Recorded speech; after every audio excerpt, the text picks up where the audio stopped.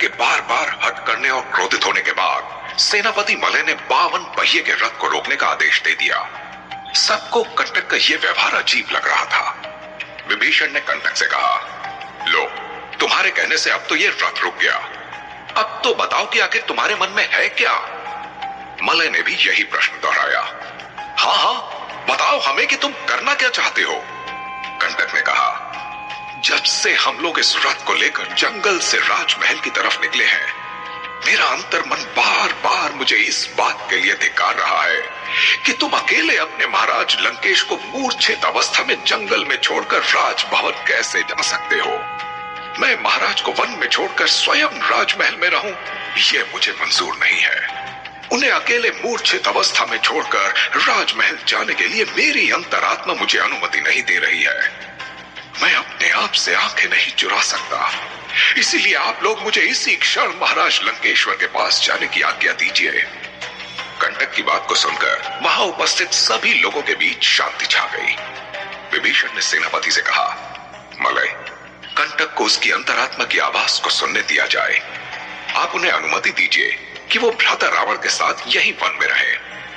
विभीषण की बात को सुनकर सेनापति मलय ने कहा, आपका सुझाव मेरे लिए आज्ञा के समान है, परंतु जंगल से राजभवन की ओर लौटते हुए हमने लगभग आधा मार्ग तय कर लिया है। क्या यहां से वापस तपस्या स्थल के लिए लौटना कंटक के लिए उचित होगा? कंटक ने कहा, हे सेना नायक, सवाल उचित और अनुचित का नहीं है, सवाल मेरे कर्तव्य का है।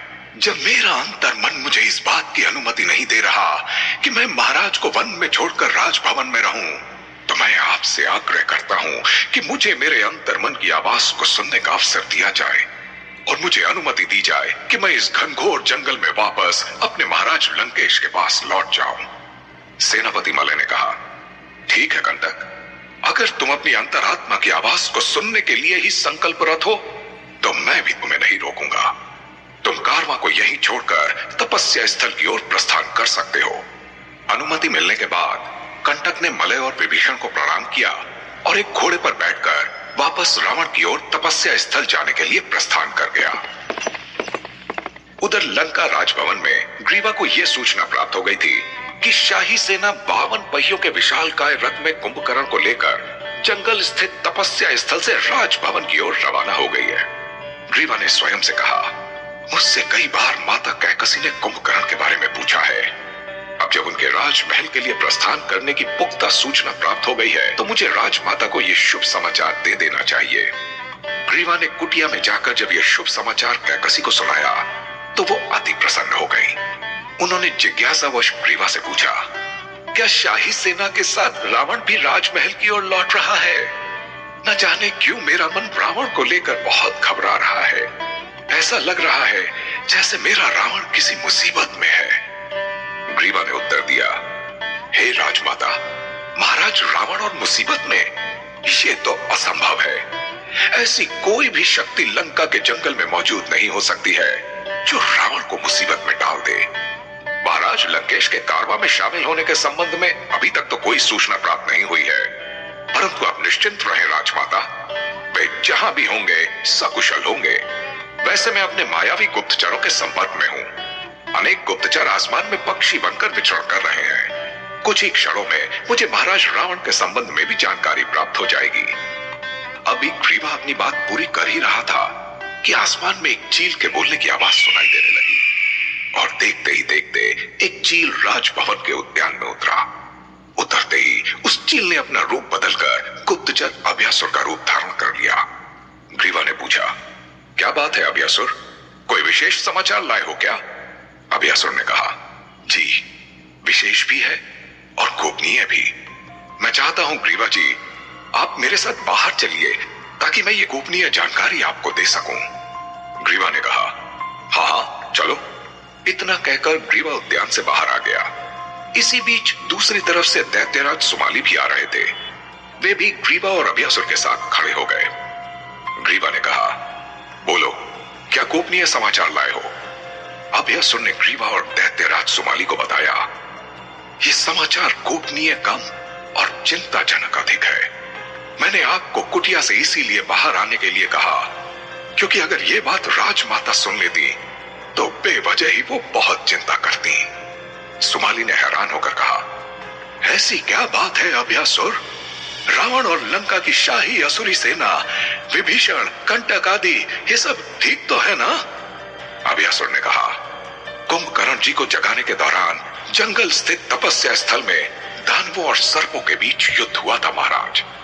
इस युद्ध में खुद नागदेव और महाराज लंकेश्वर आमने सामने आकर लड़े थे। नागराज ने लंकेश को अपने दंश से मूर्छित कर दिया है। परंतु चिंता की कोई बात नहीं है। शाही सेना देवर्षि नारद जी के परामर्श के बाद कुंभकर्ण को लेकर राजभवन की ओर बढ़ रही है। महाराज लंकेश को ले जाने के लिए सूर्योदय के पश्चात सेना की एक दूसरी टुकड़ी जंगल में जाएगी। अभ्यासुर की बात को सुनकर सुमाली ने बौखलाहट के साथ कहा, क्या रावण बेहोश हो गया? इतने वर्षों तक ब्रह्मा जी की तपस्या की, तब तो बेहोश नहीं हुआ। तपस्या करते हुए अपने 9 शीशों की आहुति दी, तब तो बेहोश नहीं हुआ है? जंगल में ऐसा क्या हुआ है? नागराज का इतना दुस्साहस कि महाबलशाली पराक्रमी लंकाधिपति रावण को मूर्छित कर दे। लगता है उसका कठिन समय आरंभ हो गया है। हाँ, इसकी भयानक सजा भुगतने के लिए नागराज को तैयार रहना होगा। परंतु ये नारद मुनि जंगल में क्यों पधारे थे? अभ्यासुर ने सुमाली के प्रश्न के उत्तर में कहा, नागराज को यह बताने के लिए कि रावण को पराजित कर पाना सर्प प्रजाति के किसी भी विषैले सांप के लिए संभव नहीं है। रावण ब्रह्मा जी के वरदान के कारण अजेय है। इसलिए देव ऋषि नारद ने नागदेव से कहा कि वे इस युद्ध और अपने हट को छोड़कर वापस नागलोक चले जाएं। सुमाली ने कहा, नागदेव अगर ये जान पाते कि रावण उनकी क्या दुर्दशा बना सकता है तो वे कभी भी युद्ध के बारे में नहीं सोचते। हाँ, अच्छा, चलो, अगर भविष्य में उन्होंने कभी इस दुस्साहस को दोहराया तो उनका अंत निश्चित है। ग्रीवा ने सुमाली से कहा, दैत्यराज, सेनापति मलय उसी रथ के साथ आ रहे होंगे। उनके आने से पहले ही मैं एक विशेष सैन्य दल को तैयार कर देता हूं, जो सुबह सुबह महाराज लंकेश को वापस लंका लाने के लिए रवाना होगा। आप जाकर विश्राम कर लें। सुमाली ने कहा, अब तो मैं तभी विश्राम करूंगा जब कुंभकर्ण और रावण दोनों सकुशल राजमहल वापस आ जाएंगे। तुम जाओ ग्रीवा, अपनी तैयारी करो।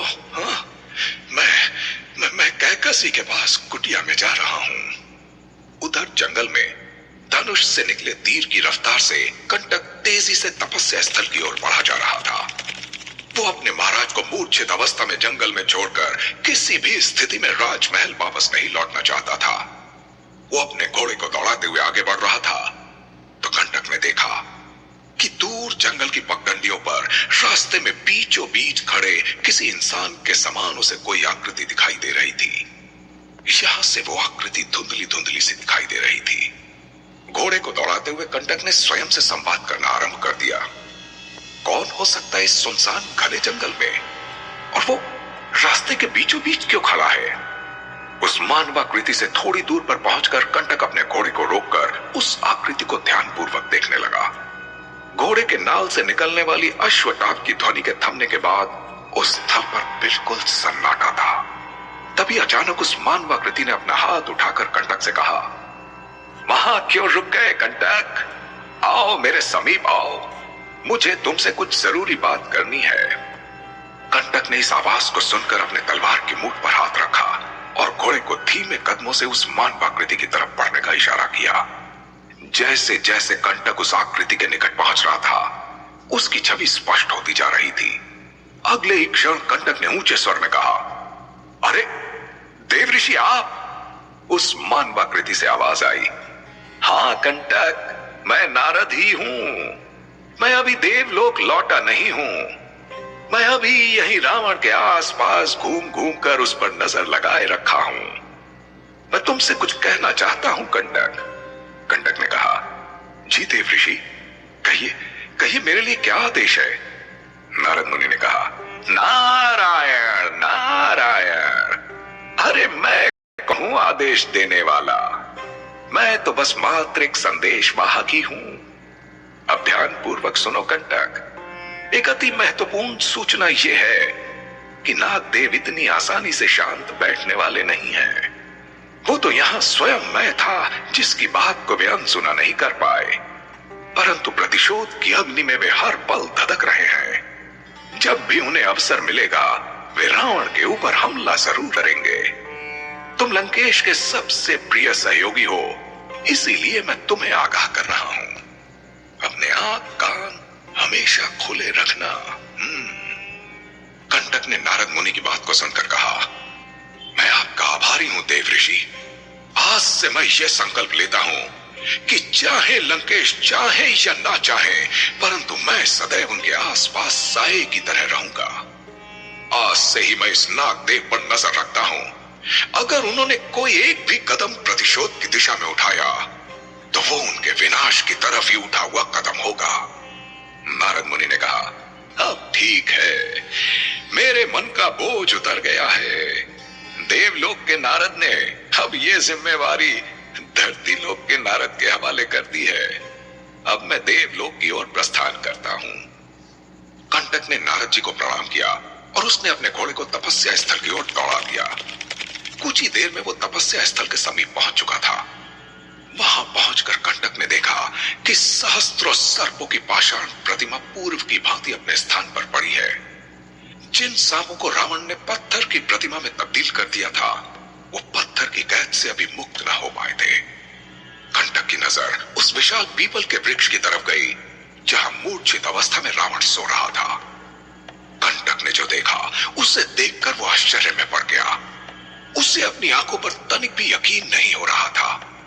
उस पांव में सर्पदंश का निशान स्पष्ट दिखाई दे रहा था, परंतु जो देखकर उसके होश उड़ गए थे वो ये था कि सर्पदंश के उस निशान पर अपना मुख लगाकर एक अत्यंत रूपवती कन्या रावण के शरीर से विष को चूस चूस कर बाहर निकाल रही थी। कंटक आश्चर्य कर रहा था कि यह विलक्षण रूपवती कन्या कौन हो सकती है जो इस घनघोर वन में महाराज को मूर्छित अवस्था से वापस लाने के लिए उनके शरीर से नागराज के विष को बाहर निकाल रही है। उसने देखा कि उस सुंदरी ने काफी मात्रा में विषयुक्त रक्त को लंकेश के शरीर से बाहर निकालकर समीप रखे एक मिट्टी के पात्र में इकट्ठा किया था। कंटक रावण के नजदीक गया और उस कन्या से बोला, आप कौन है देवी? और आप? इससे पहले कि कंटक कुछ कहता, उस रूपवती ने कंटक की तरफ देखा और घबराहट में वहां से भाग खड़ी हुई। वो कंटक को देखकर घबरा गई थी। भागते हुए उसका आंचल समीप के ही एक वृक्ष की टहनी में फंस गया। जैसे ही कन्या ने वृक्ष से अपने आंचल को छुड़ाने का प्रयास किया कि उसके आंचल का एक कोना फटकर उस वृक्ष में ही टंगा रह गया और वो कन्या भागकर घने जंगल में विलुप्त हो गई। कंटक वृक्ष के नीचे खड़े होकर सोचने लगा, कौन थी ये विलक्षण रूपवती और मुझे देखते ही वो क्यों भाग गई? क्या महाराज लंकेश इसको जानते हैं?